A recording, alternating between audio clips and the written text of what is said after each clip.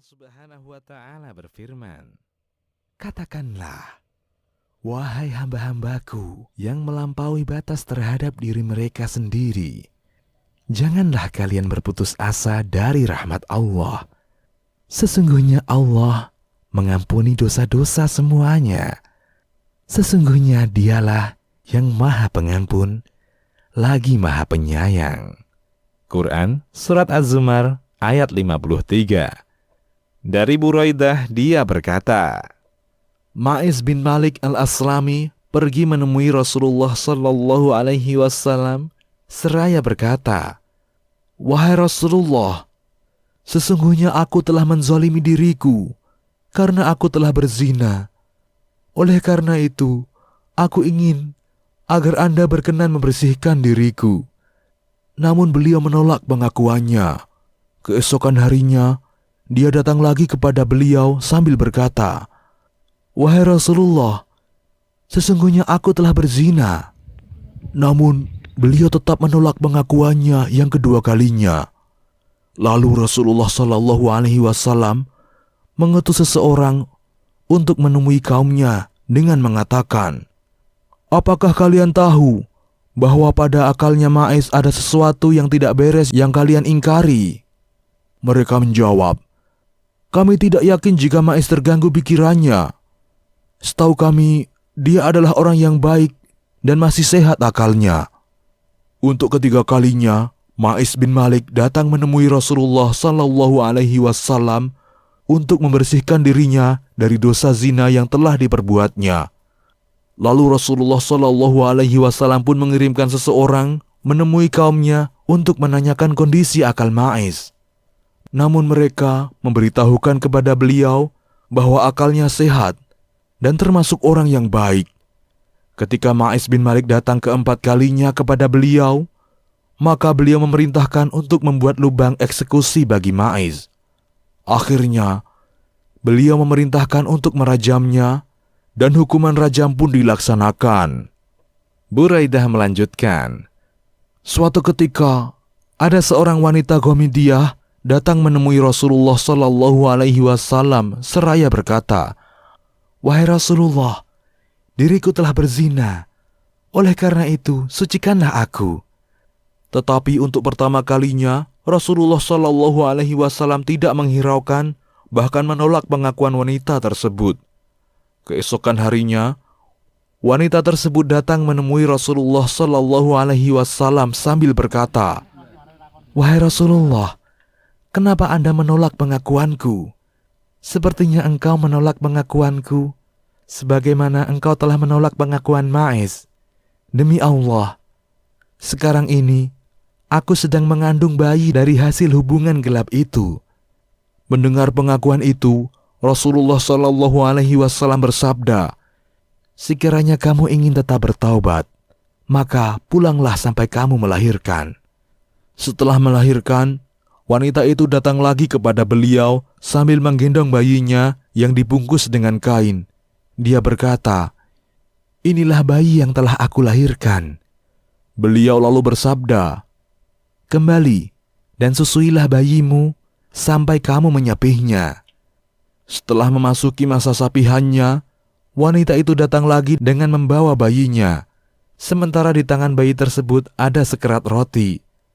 Lalu wanita itu berkata, "Wahai Nabi Allah, bayi kecil ini telah aku sapih, dan dia sudah dapat menikmati makanannya sendiri." Kemudian beliau memberikan bayi tersebut kepada seseorang di antara kaum muslimin dan memerintahkan untuk melaksanakan hukuman rajam. Akhirnya, wanita itu ditanam dalam tanah hingga sebatas dada. Setelah itu, beliau memerintahkan orang-orang supaya melemparinya dengan batu. Sementara itu, Khalid bin Walid ikut serta melempari kepala wanita tersebut dengan batu. Tiba-tiba, percikan darahnya mengenai wajah Khalid. Seketika itu dia mencaci maki wanita tersebut. Ketika mendengar makian Khalid, Nabi Allah Shallallahu Alaihi Wasallam bersabda, "Tenangkanlah dirimu, wahai Khalid. Demi zat yang jiwaku berada di tangannya, sesungguhnya perempuan itu telah benar-benar bertaubat." Sekiranya taubat seperti itu dilakukan oleh seorang pemilik al-maks, niscaya dosanya akan diampuni. Setelah itu, beliau memerintahkan untuk menyolati jenazahnya dan menguburkannya. Hadis riwayat Muslim. Makna pemilik al-maks adalah orang yang mengambil harta manusia tanpa hak, semisal orang-orang yang menagih pajak dan pungutan wajib dari kaum muslimin tanpa ada hak. Penjelasan ringkas. Telah disebutkan pada artikel sebelumnya mengenai keutamaan, syarat, dan adab dalam bertaubat. Karena tidak pantas seorang muslim untuk berputus asa dari rahmat Allah.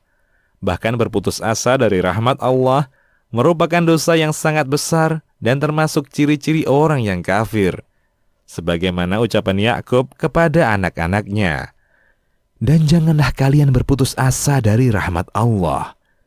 Sesungguhnya, tiada yang berputus asa dari rahmat Allah, melainkan kaum yang kafir. Quran, Surat Yusuf, ayat 87. Ambillah pelajaran dari para sahabat radhiyallahu anhum, walaupun keimanan dan keilmuan mereka tinggi dan terus-menerus menuju kesempurnaan, tetap saja mereka bukanlah manusia yang maksum dari dosa-dosa. Karenanya, tidaklah seorang pun di antara mereka yang berbuat dosa, kecuali dia segera mengadu kepada Rasulullah Sallallahu Alaihi Wasallam dan segera kembali kepada Allah dengan segera bertaubat. Bahkan mereka tidak segan-segan untuk minta ditegakkan had jika dosanya mempunyai hukum had, guna membersihkan dosa-dosa mereka. Dan ini menunjukkan kuatnya keyakinan mereka kepada Allah dan jujurnya niat mereka dalam bertaubat.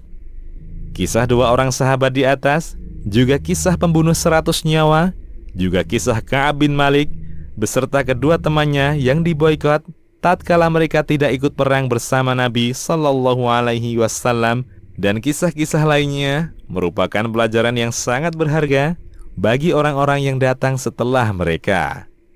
Ada beberapa fawaid yang bisa dipetik dari kisah di atas. Pertama, hukum had itu menghapuskan dosa yang diperbuat jika dia ikhlas menjalaninya. Kedua, kasih sayang Nabi alaihi salatu wassalam kepada para sahabatnya tatkala beliau berusaha semaksimal mungkin agar mereka tidak terkena hukum had.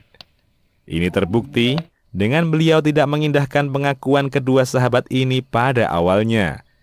Tapi tatkala mereka terus-menerus mengaku, maka beliau pun menjatuhkan hukuman had kepada mereka. Ketiga, kisah ini menunjukkan jika seseorang berbuat zina tanpa ada yang menyaksikannya atau tidak ada yang melaporkannya, maka hendaknya dia melihat keadaan dirinya.